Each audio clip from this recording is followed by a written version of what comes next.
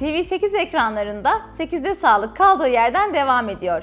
Şimdiki konuğumuz ortodonti uzmanı Profesör Doktor Tancan Uysal. Hoş geldiniz Tancan Hocam. Hoş bulduk Burcu Hanım. Çok teşekkür ederim. Hocam hoş geldiniz. Hoş bulduk Fatih Bey. Siz gelince gerçekten enerji doluyoruz. Biz Eksik İzmir'den olmayın, öyle teşekkürler. geliyorsunuz. Sağ olun, Zaten sağ olun. bak aynı formanızdaki gibi bir smile'lık yüzünüzde de yansıyor, eksik sağ olmayın, olun. çok teşekkür Onlar da ederim. sabah sabah bize bir enerjiyle doluyor Sağ olun, hocam. sağ olun. Çok teşekkürler. Çok güzel bilgiler alacağız tekrar sizden. Emin ediyorum. Bugünle ilgili. Her zamanki gibi şeffaf plak her önde. Bizim en Hocam önde şeffaf gündemlerimizden. plakla ilgili Evet. bir şey soracaktık. O neydi? Şeffaf plakların süresi yani telle uygulama ile yani tel veya braket uygulamalarıyla şeffaf plaklar arasında süre farkı ne kadardır hocam? Aslına bakarsanız yapılan bilimsel çalışmalar var. Şeffaf plak uygulamalarıyla ortodontik normal tellerle yapılan uygulamalar arasında normal şartlar, istatistik olarak fark yok.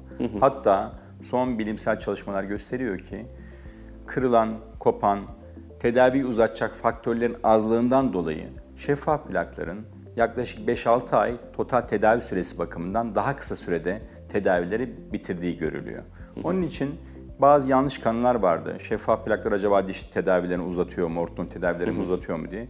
Bilakis biz tellere göre hem daha sonucu öngörülebilir. Çünkü önceden biz dişleri tasarlıyoruz. Dişlerin nereden nereye gideceğini biliyoruz ve her dişin istediği optimum miktarda kuvvet uygulamaya çalışıyor. Diş kendisine verilen kuvvet uygunsa sever ve hızlı istediğimiz gibi hareket eder. Biraz fazla gelirse donar, hiçbir yeri kıpırdamaz ve ondan sonra biraz daha tedavimiz uzar. Dolayısıyla biz optimum kuvvetleri şeffaf plaklarla daha ideal şartlarda verdiğimiz için güzel sürelerde ortodontik tedavileri belki daha kısa sürelerde tamamlayabiliyoruz. Hocam optimum dediğiniz çok enteresan geldi bu. Yani biraz daha fazla güç uygulanırsa o zaman donuyor ve ilerleme duruyor. Evet. Tamam. Aynen. Çok Bu enteresan. bir diş hareket biyomekaniğinde uzun süre anlattığımız bir kavram. Dişin bile bir sesi var. Tabii. Evet. Dişin etrafında kemikte böyle bir yıkım aşaması oluyor. Kemiği optimum dediğimiz her diş hareketi için başka optimum kuvvet vardır. Dişi yana götürüyorsanız optimum kuvvet farklıdır. Gömüyorsanız optimum kuvvet farklıdır. O optimum kuvveti verdiğiniz zaman çok güzel bir şekilde bir tarafta kemik yıkılır, bir tarafta kemik yapılır ve diş böyle kayar gider. Fazla kuvvet verdiğiniz zaman hemen hiyelenizasyon dokusu dediğimiz kemikte camsı bir tabaka oluşuyor. Kas katı kasılıyor ve diş hareket etmiyor. Hastalarımız der ki, hocam bizim şeffaf plaklar 7 günden sonra hiçbir işe yaramıyorlar. Çok rahat takıp çıkarılıyor ve dişlerini hiç sıkma hissetmiyorum.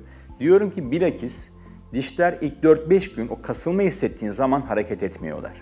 İlk başta dişler kasılıyor, diş hareket etmiyor, etrafında o kemik tabakası oluşuyor. Ama bir süre sonra gevşediği zaman, rahat o sıkma kuvveti kalktığı zaman diş hareket etmeye başlıyor. Onun için 4 günde bir değiştirirsek diş hareket etmez. Yanlış kanı bu. Hastalar o rahat olunca sanki diş hareket etti diye düşünüyorlar. Bilakis ondan sonra diş hareketi başlıyor ve rahatlıkla güzel kuvveti verdiysek istediğimiz estetiği de çok rahatlıkla Peki hocam sağlayabiliyoruz. ortalama bir şeffaf plak kullanım süresi yani ortalama bireyler için yani %90'ları diyeyim ne kadardır yani? Böyle bir genelleme yapamam. Neden yapamam biliyor musunuz? Bir diş dönük olan hasta var. Ağzında işte tüm dişleri devrilmiş, çok aşırı çapraşık, arkadaki dişlerin hiçbirisi kapanmayan vakalar var. Bizde çok önemli olan arka kapanışın iyi olması.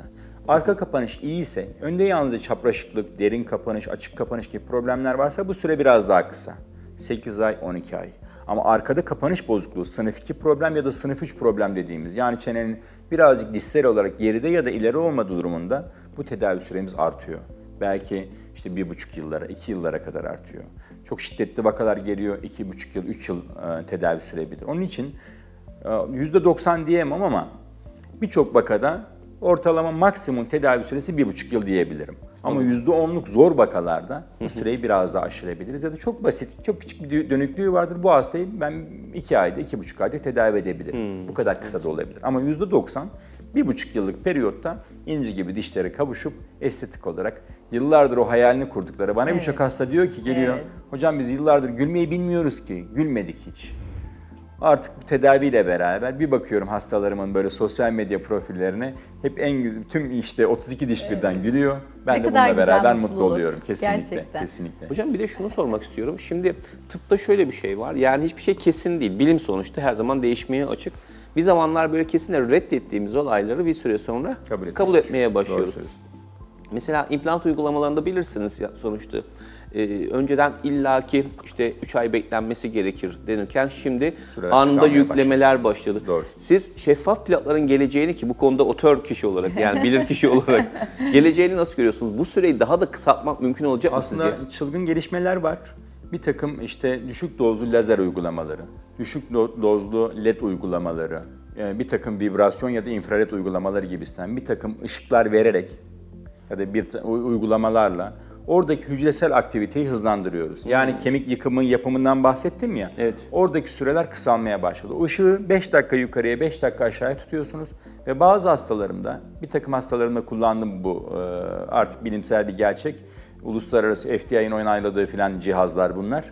Bu cihazlarla beraber plak değişim süresini 3-4 günlere düşürdüğümüz oldu. Yani total tedavi süresi o zaman ne oluyor? 1,5 yıl süren tedavilerimiz artık 9 aylara, 8 aylara düşmeye başladı. Gelecek bu. Gelecek tedaviye başlamak ve kısa sürede bitirmek. Evet. Estetik gülüşlere kavuşmak. Benim gördüğüm öngörü bakımından bunlar olabilir. Ya da ben hep derslerimde de anlattığım bir konu vardır. Alt çenesi çok geride hasta.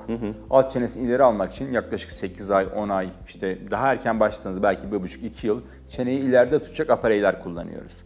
Ama bir takım bilimsel gelişmeler var hücresel düzeyde. Buralara yapılabilecek bir takım gelişmeler, enjeksiyonlarla bir bakacaksınız çeneyi ileri almışsınız, burada kemik oluşmuş ve hiçbir problem yok. Bunlara var çünkü temellerini biliyorum ve güzel gelişmelerini izliyorum. Dolayısıyla gelecekte alt çenesi mi ileride? Hemen alt çeneyi geride enjeksiyonla çeneyi ileride yapıp bu sıkıntıları, gelecekte yaşayacağı sıkıntıları minimuma indirebiliriz. Yepyeni bilgileri öğrenmek o kadar güzel ki değil mi Fatih Hocam? Hocam peki bu şeffaf plaklarla yeme içme nasıl oluyor? Bir sıkıntı oluyor mu kişilerde? Ya Burcu Hanım, eskiden biz erik sezonu geldi mi hepimiz karalar bağlardı ortodontistler. Hastalarımız eriği ağzına attığı gibi çatır çatır o braketleri de kırmaya başlarlardı. Bir gelirlerdi 5 tane kırık var, bir gelirlerdi 6-7 tane ağza yarısı gitmiş braketlerin. Şeffaf plakları geçtikten sonra o kara günlerimiz artık minimuma inmeye başladı. Çünkü şeffaf plaklarda hiçbir limit koymuyoruz, sınır koymuyoruz. Hastalarımız her şeyi yiyebiliyorlar. Bazen basit şeyleri, hatta plaklarını çıkarmadan yoğurt ya da ve benzeri onları da yiyebilirsiniz. Daha sıvı diyorum. şeyleri çıkarmadan yiyebiliyorlar. Zaten içecekler çok da fazla çıkarılmasını önermiyorum. Renklendirici içecekler olmadığı sürece, yani çok aşırı çay, kahve içersek ya da asit içecekler belki şeffaf plaktan içinde birikir ve dişlerimize lekelendirebilir, zarar verebilir ama onlar da çıkarılmasını öğütüyorum ama normal su içeceği zaman ya da belki meyve suyu içeceği zaman şeffaf plakları çıkarmasını önermiyorum. Dolayısıyla artık hiçbir limitimiz kalmadı. Hatta bir hastam video çekti ve bunu benimle paylaşmıştı. Mısır yiyor. Eskiden düşünsenize böyle mısır böyle yiyor. Ama tellerde bunu yemek mümkün değildi. Ancak yerdik ki tel tedavim bitsin ondan sonra ye. Ama şeffaf plağını çıkarmış ve güzel güzel mısırını yiyordu. Hiçbir artık limitimiz yok bu anlamda. Her şeyi yiyebiliyoruz şeffaf plaklarla. Hocam peki şeffaf plaklarla kayıp dişlerde ya da arada diş boşlukları varsa bunlar doldurulabiliyor mu? Tabii eskiden böyle işte protez yapmadan önce oraya bir implant yapacaksınız. Bir diş çekilmişse o dişler devrilmiş oluyordu. Ya da üstteki dişimiz aşağı doğru sarkmış oluyor. Oraya protez yapamıyorsunuz ideal şartlardan. Biz şeffaf plaklarda o devrilmiş olan dişleri, yani ortodontik olarak ne yapıyorsak devrilmiş olarak dişleri kaldırıyoruz. Hatta bazı durumlarda bir dişi bir yerden bir yere götürüyoruz. Arkadaki yerde kemik, güzel kaliteli bir kemik oluşsun ve oraya iyi bir implant yapılsın diye. Ortodontik yapılan bir işlemdir. Bir tarafta kemik çok incedir, bir tarafta diş öbür tarafa dayanmıştır. Biz o dişi kaydırıyoruz. Bu ince kemik olan bölgede dişin etrafında güzel kemik oluşuyor. Arkasına da oluşan kaliteli kemik bölgesine çok güzel implantlar yapılabiliyor. Onun için protez öncesinde her türlü düzenlemeleri bizler yapıyoruz. Ondan sonra çok daha kaliteli ya da lamina uygulamalarında önce biz dişleri güzelce sıralıyoruz. İstediğimiz estetik kıvamda. Dişlerin şekillerinde hastanın rahatsız olduğu ya da form bakımından yüzüne daha başka seçtiği diş varsa öyle durumlarda da laminalar çok daha güzel bir şekilde yapılabiliyor. Peki hocam implant yapmadan o boşluğu, dişleri kaydırmak mümkün mü tamamen?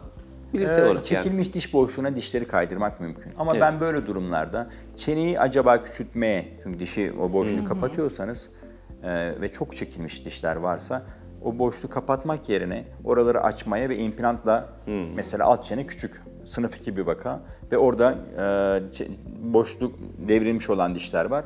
O bölgeleri normalde kapatabiliriz ama alt çene zaten küçük olduğu için ben daha da küçültmek taraftarı değilim. O bölgelerde açmayı yeğliyorum ama problem olan mesela üst çene çok aşırı önde, üstten 2 tane diş çekilmiş. Ben o bölgelere dişlerin hepsini kaydırarak o boşluğu tamamen kapatabiliyoruz. Ortodontik olarak nasıl tellerle kaydırıyorsak şeffaf plaklarla da biz kademeli kademeli dişleri hareket ettirerek o boşlukları sıfıra inecek şekilde kapatabiliyoruz. Zaten ortodontik tedavinin özünde çekimli tedaviler vardır. Yani çok aşırı çapraşıklık varsa bunları sıralamak için biz diş çekeriz. Aynı şekilde biz de o çekilen boşlukları, o çapraşıkları sıralarız ve boşluğun tamamını kapatırız. Şeffaf plaklarla da bunları çekimli Aynı tedavileri şekilde de yapabiliyoruz. Hocam ben aslında sizlerle birlikte şeffaf plağı tanıyan, o selfielerde ve videolarda ön dişim o kadar azıcık ayrık olmasıyla lamine yapan bir insanım. Evet, Size evet. bunu bahsetmiştim Evet. zaten. Onun için o kadar pişmanım ki sizle ve şeffaf plakla önceden tanışmadığıma Tanışmadınız. şimdilik 6 lamine ile duruyorum. Evet. Ama o kadar çok kişi var ki hem benim danışanlarımdan da sizi gördüğüm için onların adına sorayım. Öyle benim gibi daha önceden hafif aralığı olan ya da gerçekten birazcık daha aralığı gözüken kişilerde ne gibi tedaviler var? Öyle hafif değil, çok daha ayrık şöyle dişlere sahip hastaların dişlerini biz geri doğru kapatıyoruz. Tamamen boşlukları kapatıp arkadan sonra tedavi bittiğinde incecik tellerle bağlıyoruz ki tekrar açılmasınlar diye. Dolayısıyla öyle küçük problemleri çok kısa sürelerde, aşırı şiddetli problemleri eğer uygunsa vaka geriye doğru toplayarak çok rahat bir şekilde sonlandırabiliyoruz. Hiç problem kalmıyor. Yani çok uzun sürelere gerek kalmıyor. Gerek yok. Şeffaf plaklara kısa sürede. Vallahi süpersiniz. Verdiğiniz bilgiler hem bizim için hem ekranlardakiler için çok yepyeni ve altı çizilesi bilgilerdi. Çok teşekkürler Biz hocam. teşekkür ederiz. Sağ olun. Gerçekten ağzınıza sağlık. Sağ çok olun, sağ olun. sağ olun. Bugün bizlerle ortodonti uzmanı Profesör Doktor Tancan Uysal beraberdi ve yepyeni bilgilerle hem de laminenin nerelere uygulanıp uygulamayacağını, kişiye özel olduğunu bize tekrar hatırlattı. Kendisine çok teşekkür ederiz. 8'de sağlık tüm hızıyla devam ediyor.